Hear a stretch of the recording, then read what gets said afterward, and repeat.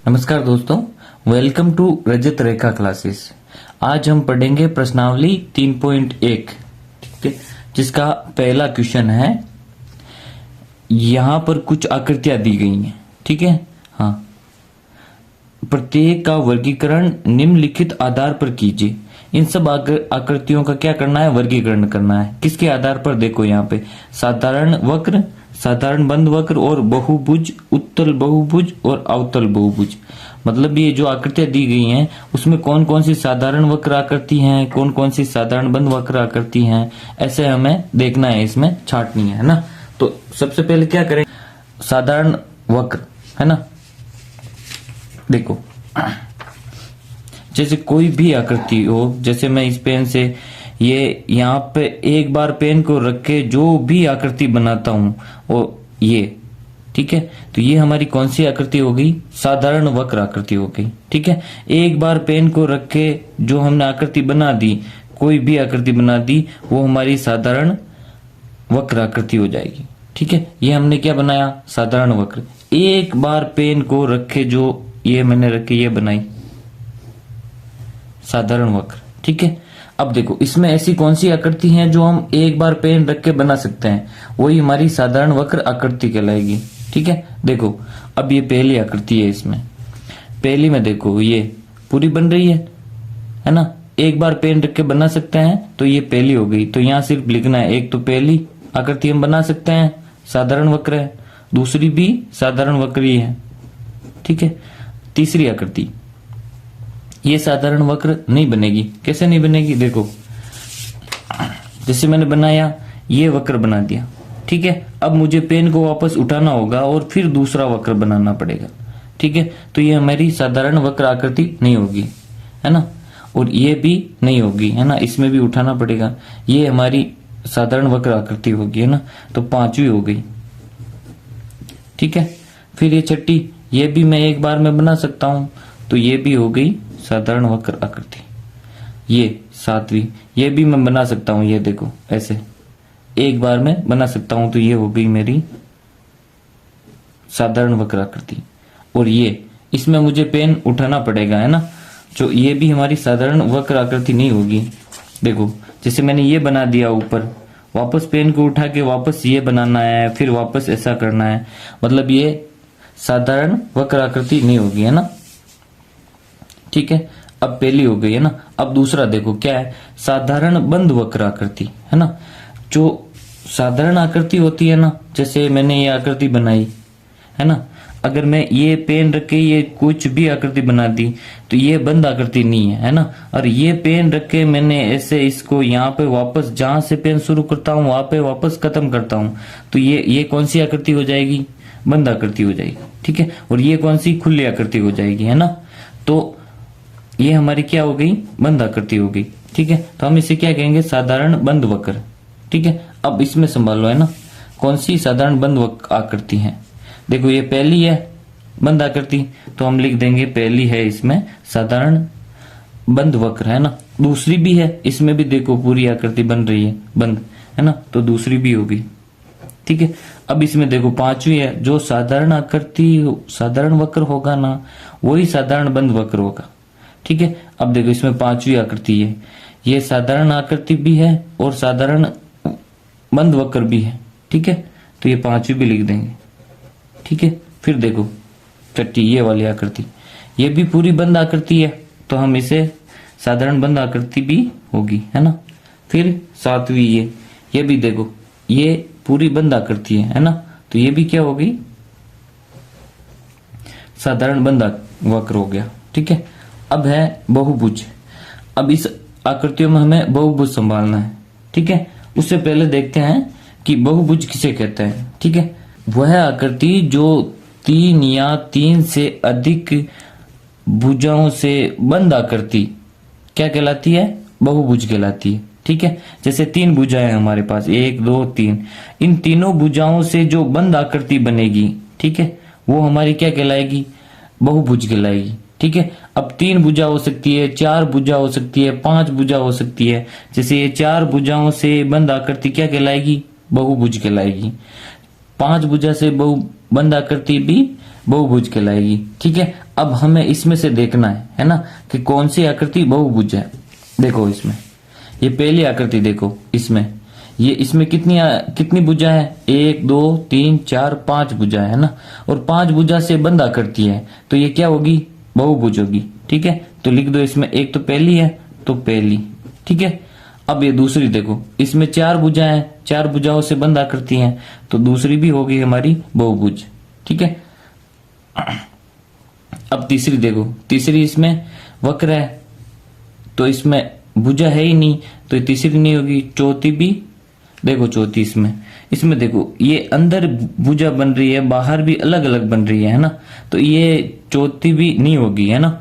देखो पांचवी देखो, इसमें वक्र भाग है इसका पूरा, ये भी भुजा नहीं है, इसमें भी भुजा नहीं है, इसमें भी ये देखो वक्र भाग है, तो ये भी भुजा नहीं है ना, और इसमें भी भुजा नहीं है।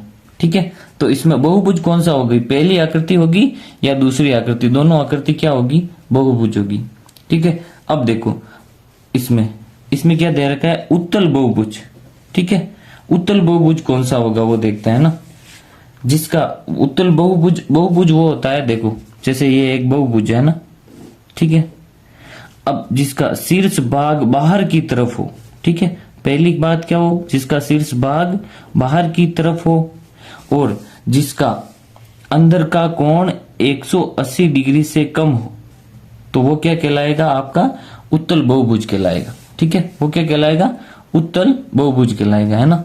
देखो इसमें जैसे एक लाइन पर बना कोण ये कितने डिग्री का होता है, 180 डिग्री का होता है। ठीक है, एक ही रेखा पर बना कोण 180 डिग्री का होता है। अगर 180 डिग्री से कोई ज्यादा कोण बनता है, आंतरिक कोण मतलब अंदर वाला कोण, ठीक है, तो वो क्या कहलाएगा, उसमें उत्तल बहुभुज नहीं होगा और उसमें अवतल बहुभुज होगा। ठीक है, और बाकी जो अंदर कोण है वो 180 से कम है, तो वो कौन सा कहलाएगा, उसमें उत्तल बहुभुज कहलाएगा। ठीक है, अब देखो आकृति देखो, है ना, इसमें यहां देखो, अब इसमें पहली आकृति में देखो, ये बहुभुज है, एक बहुभुज दो आकृति है हमारे पास, एक तो पहली है और एक दूसरी है, इन दोनों में से ही देखना है ना। तो इसमें देखो ये तो बन रहा है 90 डिग्री का, ये भी 90 डिग्री का, ये भी कम बन रहा है, मतलब 60 का होगा या कम होगा, है ना, 90 से कम है ना।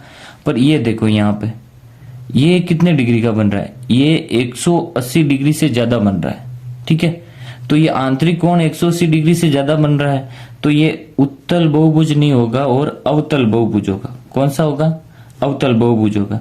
तो इसमें पहला इसमें लिख दो, है ना, किसमें है ये, अवतल बहुभुज है। ठीक है, अब ये देखो इसमें दूसरी आकृति में, अब देखो इसमें ये इसका शीर्ष बाहर है, इसका भी बाहर है, इसका भी बाहर है और इसका भी शीर्ष बाहर है ना, और अंदर के कोण, इनके अंदर के कोण 180 डिग्री से सारे कोण कम है, तो ये कौन सा बहुभुज होगा, उत्तल बहुभुज होगा। तो इसमें दूसरा है ना। ठीक है, ये हमने डी भी कर लिया और ई भी कर लिया साथ में, दोनों उत्तल बहुभुज और अवतल बहुभुज। अब हम दूसरा क्वेश्चन करते हैं ना। ठीक है, दूसरा देखो, दूसरा क्या है कि समबहुभुज क्या है। ठीक है, तो समबहुभुज की परिभाषा है ना, समबहुभुज जिस बहुभुज की सभी भुजाएं तथा कोण समान होते हैं तो समबहुभुज कहलाता है। जिस कोई भी बहुभुज हो जिसकी भुजाएं व कोण समान होते हैं उसे हम क्या कहते हैं, समबहुभुज कहते हैं।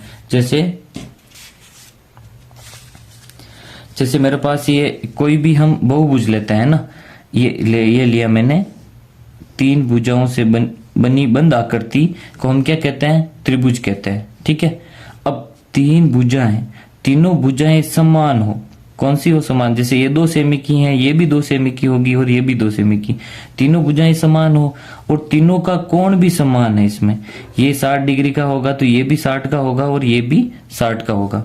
ठीक है, तो तीनों भुजाएं समान हो तो हम उसे क्या कहेंगे, इसे ये सम बहुभुज हो गया। कौन सा हो गया, सम बहुभुज हो गया। जिसकी सारों भुजाएं समान हो उसे हम क्या कहेंगे, सम बहुभुज कहेंगे, और जिसके कोण भी समान हो, है ना। अब ये त्रिभुज बनाया मैंने, तो ये भी 60 डिग्री का बनेगा, ये भी 60 का बनेगा और ये भी 60 का बनेगा, और इसकी सारी भुजाएं समान होगी, उसे हम कहते हैं सम बहुभुज। इसमें ऐसा भी हो सकता है, जैसे 4 भुजाएं, 4 भुजा भी समान हो सकती है, चारों भुजाएं ठीक है, तो उसे भी हम क्या कहेंगे, समबाहुभुज कहेंगे, है ना। अब आगे क्या कहता है क्वेश्चन देखो, एक समबाहुभुज का नाम बताइए जिसमें, समबाहुभुज का नाम बताना है जिसमें 3 भुजाएं हो, ठीक है। 3 भुजाओं का अभी हमने किया था, है ना। देखो जिसकी 3 भुजाएं हैं, 3 भुजा से बंध आकृति को हम क्या कहते हैं, त्रिभुज, ठीक है। और तीनों भुजाएं समान है, उसे हम क्या कहते हैं, उसे हम कहते हैं समबाहु त्रिभुज। क्या कहते हैं, समबाहु त्रिभुज। तो हम यहां लिखेंगे क्या कहते हैं उसे, समबाहु त्रिभुज, है ना, ठीक है, समबाहु त्रिभुज कहते हैं। हाँ अब देखो अगला देखो, अब जिसकी 4 भुजाएं हैं तो उसे हम क्या कहते हैं, है ना। तो जिसकी 4 भुजाएं हैं, जिसकी 4 भुजाएं उसे हम कहते हैं चतुर्भुज, ठीक है। और जिसकी 4 भुजाएं समान हो, ठीक है, चारों भुजाएं समान हो तो उसे हम क्या कहते हैं, चारों भुजाएं समान हो उसे हम वर्ग कहते हैं। क्या कहता है, वर्ग कहते हैं, उसे हम वर्ग कहते हैं, ठीक है। हाँ अब 6 भुजाएं हो, है ना, जो जिसकी 6 भुजाएं हो उसे हम क्या कहेंगे, देखो यहाँ पे जिसकी कितनी भुजाएं हो, 6, 1 2 3 4 5 6, ठीक है। जिसकी 6 भुजाएं हैं उसे हम षडभुज कहते हैं, ठीक है। और जिसकी 6 भुजाएं समान हो तो उसे हम क्या कहते हैं, सम षडभुज कहते हैं, है ना। तो यहां लिखेंगे हम क्या कहते हैं उसे, सम षडभुज, है ना, ठीक है। ये हो गई हमारी 3.1 प्रश्नावली। और ऐसे ही वीडियो अगर आपको पसंद आते रहे तो प्लीज वीडियो को शेयर कीजिए और चैनल को सब्सक्राइब कीजिए। धन्यवाद।